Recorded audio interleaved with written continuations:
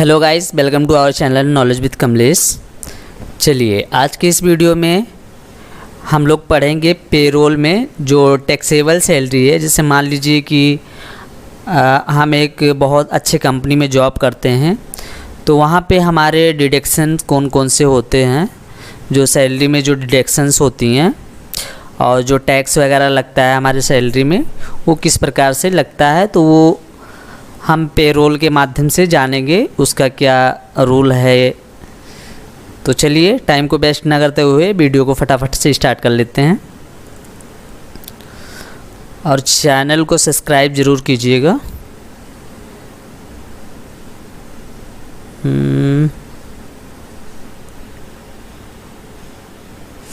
चलिए देखिए, payroll statutory deduction, इसमें जो वो पहला हमारा आता है प्रोविडेंट फंड। आप सबने सभी सुना है कि हमारी जो सैलरी होती है उस पर हमारा कभी कभी पीएफ कटता है। मीन्स जब आप ऐसे ही नॉर्मल किसी फर्म वगैरह पे जॉब करते हैं तो वहाँ तो कुछ नहीं, बट आप एक अच्छे रिप्यूटेड कंपनी में अगर जॉब करेंगे तो आपका पीएफ कटेगा, या फिर आप गवर्नमेंट एम्प्लॉय होंगे तो आपका पीएफ कटेगा। तो पीएफ मीन्स प्रोविडेंट फंड। देखिए, provident fund is a benefit scheme for salaried individual created by the government. देखिए, प्रोविडेंट फंड एक बेनिफिट स्कीम होता है जो कि एक इंडिविजुअल सैलरीड के लिए होता है और ये गवर्नमेंट के द्वारा बनाया जाता है। It is not only tax saving instrument but it also provide security and stability to the employees and his families. यहाँ पे देखिए थोड़ा गलती हो गया है, एम्प्लॉयज़ एंड फैमिलीज वेल, ठीक है। तो देखिए कहने का मतलब ये है कि यह एक सेविंग इंस्ट्रूमेंट नहीं है, बल्कि ये हमें और हमारे फैमिली को सिक्योरिटी एंड स्टेबिलिटी भी प्रोवाइड करता है अच्छी तरीके से, ठीक है। Both the employer and employee make equal monthly contribution to this fund under various account. देखिए प्रोविडेंट फंड में क्या होता है, पीएफ में क्या होता है कि इसमें जैसे मान लीजिए कि हमारा जो बेसिक पे है 20,000 है, ठीक ना, तो उस 20,000 पे जो भी परसेंट होगा उसमें एम्प्लॉय तो कंट्रीब्यूट करेगा ही करेगा, लेकिन एम्प्लॉयर भी उसमें कंट्रीब्यूट करेगा उस फंड को इकट्ठा करने में। जो पीएफ कटेगा, जैसे हमारा पीएफ 12% कटा है तो एम्प्लॉयर भी 12% उसमें डालेगा इन फ्यूचर, जो कि हमारे लिए सिक्योरिटी और हमारे फैमिली के लिए होगी। वो बाद में हम निकाल भी सकते हैं at the time of retirement, या कुछ इसका रूल होता है 5 साल के बाद में, ऐसा कुछ वो नेक्स्ट वीडियो में डिस्कस करेंगे। चलिए, in order to process provident fund in TallyPrime the following pay heads to be created. अगर हम इसको टेलीप्राइम में प्रोविडेंट फंड को करेंगे तो इसके कुछ पे हेड्स क्रिएट करने पड़ेंगे, like that employee provident fund, जो कि एम्प्लॉय के लिए होगा, जो एम्प्लॉय का पीएफ कटेगा, और एक होगा employers contribution towards provident fund, ये जो है एम्प्लॉयर कंट्रीब्यूट करेगा। तो ये हमें 2 पे हेड्स बनाने पड़ेंगे टेलीप्राइम में। चलिए, employer and employee contribution are equal in PF which is 12%। This means 12% contribution from employee and 12% contribution from employer. तो देखिए, जैसा ऊपर हमने पहले भी आपको बताया कि जो पीएफ होता है उसमें एम्प्लॉयर और एम्प्लॉय दोनों का कंट्रीब्यूशन इक्वल कंट्रीब्यूशन होता है, जिसमें 12% एम्प्लॉयर का होता है, 12% एम्प्लॉय का होता है और 12% एम्प्लॉयर का होता है, ठीक है। लेकिन जो एम्प्लॉयर होता है वो कैसे कंट्रीब्यूट करता है, सपोज मान लीजिए एक कंपनी है तो वो हमारे लिए एम्प्लॉयर ही हुआ, तो वो कंपनी किस तरह से हमको पीएफ जो है कंट्रीब्यूट करेगी। तो देखिए, company contribute is split into 2 parts, 8.33 on family pension fund and 3.67% on the employee provident fund. ठीक है, तो कंपनी जो होगी हमारे पीएफ को 2 टाइप से कंट्रीब्यूट करेगी। एक तो कंट्रीब्यूट करेगी 8.33% ऑन फैमिली पेंशन फंड में, ठीक है, और दूसरा 3.67% करेगी जो कि एम्प्लॉय प्रोविडेंट फंड में करेगी। ठीक है, देखिए आज की इस वीडियो में बेसिकली हम डिस्कस करेंगे कि पेरोल के मतलब सैलरी के डिडक्शन क्या क्या हैं पेरोल में। लाइक समझ लीजिए कि ये जो भी डिडक्शंस होते हैं उनकी थ्योरी करेंगे।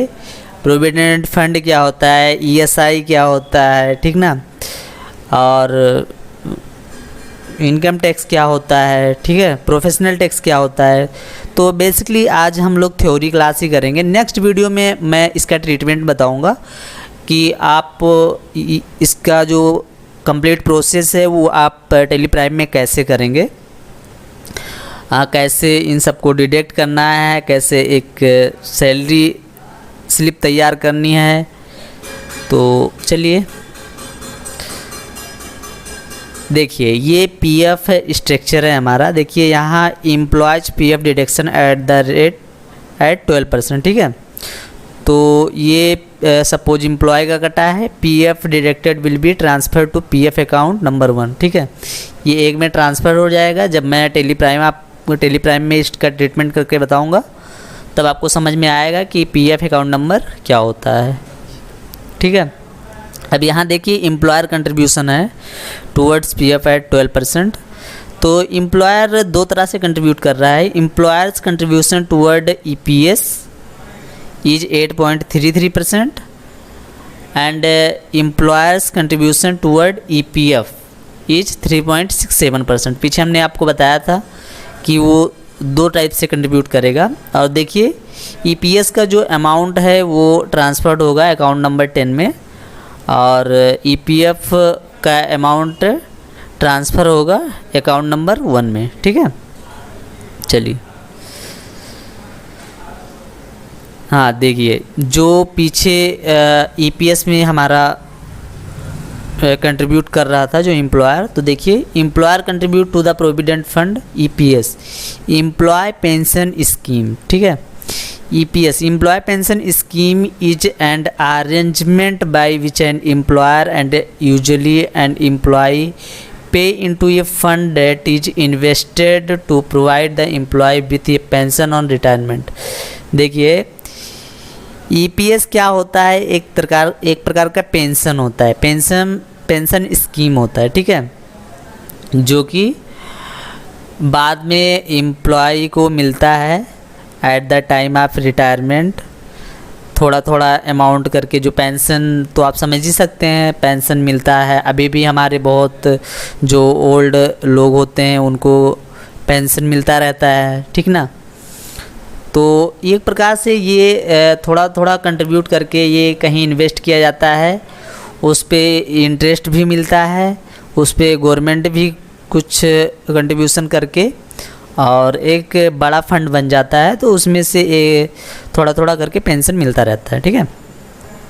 चलिए employers share to pension fund is limited to 8.33% of the workman's salary basic and DA subject to maximum of 15,000। Therefore the monthly pension fund contribution per employee will be limited to 1250 8.33% ऑफ 15,000। देखिए कहने का मतलब क्या है, employer जो होता है जो लिमिटेड फंड जो शेयर कर सकता है, देखिए जो कि 8.33% होगा, और वो बेसिक एंड डीए को मिलाकर होगा, बेसिक पे और डीएनएस अलाउंस को मिला के होगा, ठीक है, 8.33%। और देखिए जो एम्प्लॉय की जो मैक्सिमम सैलरी होनी चाहिए वो 15,000 होना चाहिए, ठीक ना। Therefore the monthly pension fund contribute per employee will be limited to इतना, ठीक है। देखिए अगर 15,000 से ज़्यादा है तो फिर ये चीज़ ये बेनिफिट आपको नहीं मिलेगा। अगर आपकी सैलरी 15,000 से ज़्यादा है, जब ये सैलरी 15,000 तक रहेगा तो ये बेनिफिट आपको मिलेगा, जो कि एम्प्लॉयर को कंट्रीब्यूट करना होगा 8.33%, और ये बेसिक पे एंड डीए का होगा, मिला के होगा। उसके बाद आता है EPF, employer contribution to provident fund. देखिए ईपीएस में तो हमारे एम्प्लॉयर ने किया था, अब ईपीएस के थ्रू करेगा। ये भी एक पार्ट है प्रोविडेंट फंड का, पीएफ का। तो देखिए EPF is a scheme intended to help employees from both private and non pensionable public sector save a fraction of their salary every month in a saving scheme to be used and event that the employees is temporarily or no longer fit to work or at retirement। देखिए EPF क्या होता है कि EPF जो होता है ये private and non pensionable public sector से fraction of their salary every month is a saving scheme. देखिए ये फ्रैक्शन में जो सैलरी का थोड़ा हिस्सा है उसको सेव का उसमें कंट्रीब्यूट किया जाता है, जो कि कुछ एम्प्लॉयर की तरफ से होता है और कुछ एम्प्लॉय की तरफ से होता है। तो उसको सेव किया जाता है ताकि इन फ्यूचर में अगर एम्प्लॉय ना रहे, ठीक ना, या वो रिटायर्ड हो जाए या वह काम करने के लिए फिट ना हो, ठीक ना, या कोई घटना हो जाए तो उस टाइम पे ये फंड मतलब हमारी फैमिली की या हमारी हेल्प कर सकती है, एम्प्लॉय की हेल्प कर सकती है या एम्प्लॉय की फैमिली की हेल्प कर सकती है, ठीक है। तो इसमें एम्प्लॉय और एम्प्लॉय का दोनों का कंट्रीब्यूशन होता है, तो उसके बाद ये थोड़ा बड़ा फंड बन जाता है। तो इस प्रकार से चलिए नेक्स्ट हमारा जो होता है EDLI, employee deposit link insurance, ठीक है। ये क्या होता है EDLI, employee deposit link insurance is a scheme which is amended in the year 1976। इसको अमेंड किया गया था, बदलाव किए गए थे 1976 में। It is insurance on PF. This scheme pay a lump sum payment to the insured nominated beneficiary in the event of death due to accident, illness और accident, ठीक है। देखिए ये बेसिकली क्या होता है कि ये हमारे पीएफ का इंश्योरेंस होता है इसमें, ठीक है। एम्प्लॉय डिपॉजिट लिंक इंश्योरेंस में हमारे पीएफ का इंश्योरेंस कर दिया जाता है। और ये जब कोई इवेंट या डेथ या एक्सीडेंट या इलनेस वगैरह हो जाता है तो लमसम अमाउंट जो है पेमेंट किया जाता है, नॉमिनेट किया जाता है जो बेनिफिशरी होता है, ठीक ना, उसको नॉमिनेट किया जाता है। तो बेसिकली ये समझिए कि ये हमारे जो पीएफ का होता है उसका इंश्योरेंस होता है। जब कोई घटना हो जाएगी बाद में तो हम इसको क्लेम कर सकते हैं, ठीक है, या हमारी फैमिली इसको क्लेम कर सकती है जो भी नॉमिनी होगी। चलिए, all employee who join employee provident fund provident scheme are covered by EDLI scheme and EDLI contribution rate is 0.5%. EDLI contribution will be calculated on PF gross. PF gross refers to a value of pay heads used for account number 1 employee PF at the rate 12% pay head। देखिए जितने भी employ हैं, मतलब जो जितने भी employ provident fund में join हैं, जिसको कवर्ड किया जाता है EDLI employee deposit link insurance के द्वारा, इसी स्कीम के द्वारा इनको कवर्ड किया जाता है, मीन्स इनकी इंश्योरेंस की जाती है, ठीक है। और EDLI कंट्रीब्यूशन रेट जो है 0.5% है। EDLI contribution will be calculated on PF gross, ये PF ग्रॉस पे कैलकुलेट किया जाता है, ठीक ना। और gross refer the value of पे हेड्स यूज्ड, इसके लिए अकाउंट नंबर 1 यूज होगा जो मैं आपको टेलीप्राइम में बताऊंगा, ठीक है। चलिए एडमिनिस्ट्रेटिव चार्ज, चलिए administrative charge, these are the charge collected by government in order to maintain the PF and EDLI account. It is a charge paid by the employer to maintain the PF and EDLI account. देखिए administrative charge क्या होता है। ये charge जो है government collect करती है। देखिए these are the charge collected by the government in order to maintain the PF and EDLI, जो PF और EDLI को जो मेंटेन करने के लिए ये चार्ज गवर्नमेंट कलेक्ट करती है। इट इज़ ये charge paid by the employer to the maintain the PF and EDLI। देखिए ये चार्ज जो पेड करता है वो हमारा एम्प्लॉयर पे करता है गवर्नमेंट को, ताकि गवर्नमेंट हमारे PF और EDLI को मेंटेन रख सके, ठीक है। चलिए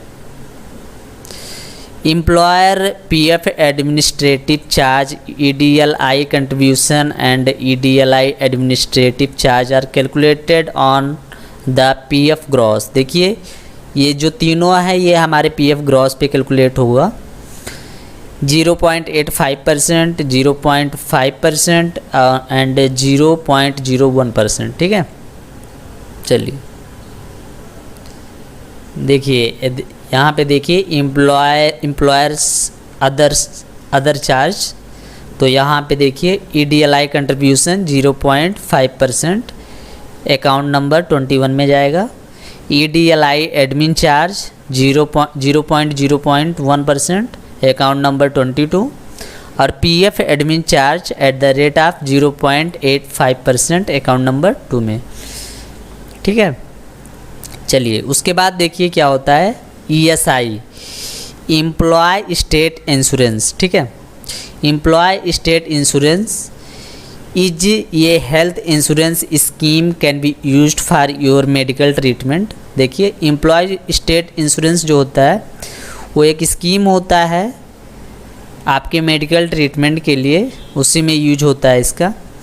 फॉर ऑल एम्प्लॉयज अर्निंग 21,000 और less per month as wages, the employers share of contribution is 4.75 of the gross salary. देखिए जब आपकी जो सैलरी है वो 21,000 या 21,000 से कम है तो एम्प्लॉयर जो एम्प्लॉय का एम्प्लॉयर होता है वो 4.75% ग्रॉस सैलरी का कंट्रीब्यूट करता है and employee share 1.7% of the gross salary, और 1.7% जो है एम्प्लॉय इसमें कंट्रीब्यूट करता है।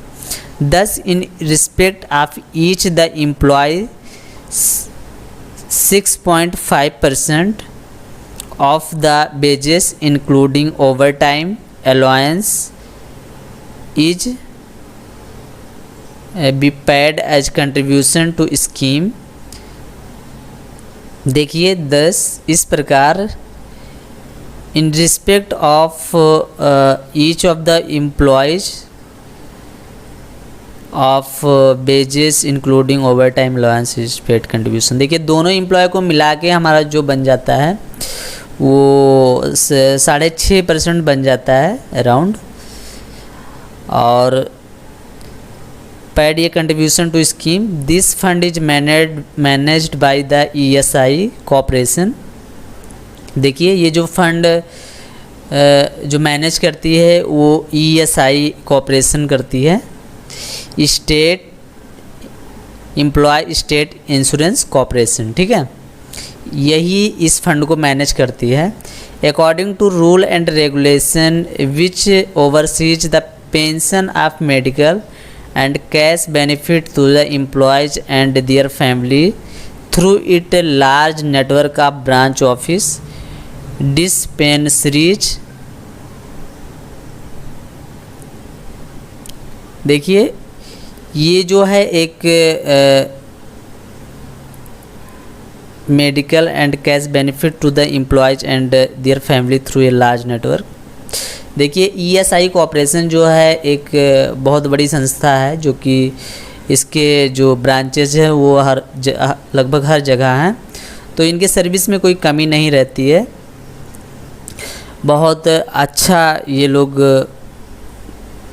इनका जो सर्विस होता है बहुत ठीक ठाक होता है। तो इस तरह से मतलब एम्प्लॉयर और एम्प्लॉय दोनों कंट्रीब्यूट करते हैं। 4.75% एम्प्लॉयर करता है, 1.75% एम्प्लॉय करता है। उसके बाद में धीरे धीरे एक बड़ा जो है अमाउंट बन जाता है।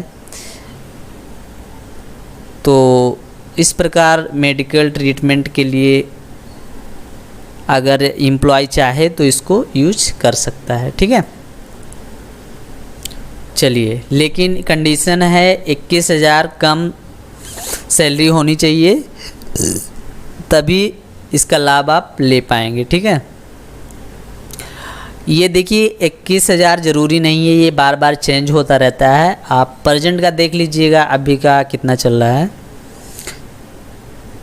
आई थिंक 21,000 ही होगा, बट एक बार कंफर्म कर लीजिएगा, गूगल कर लीजिएगा। चलिए, नेक्स्ट हमारा आता है professional tax. Professional tax is a charged by the respective municipal corporation and most of the state in India charge this tax. The tax is deducted by the employer every month and the remitted to the municipal corporation, and it is mandatory like income tax. Professional tax is a tax levied by the various state government of India on salaried individual working in government or non-government entities or in practice of any profession, ठीक है।